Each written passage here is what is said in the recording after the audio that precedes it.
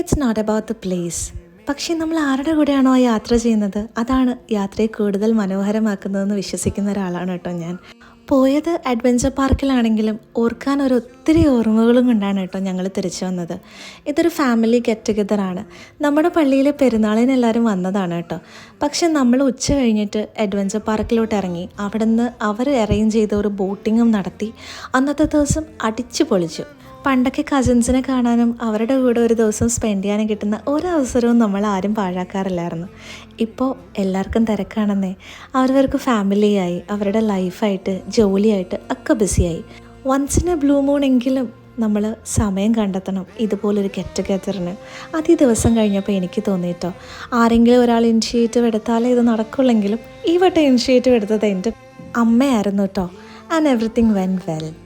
Until next time, see you, bye.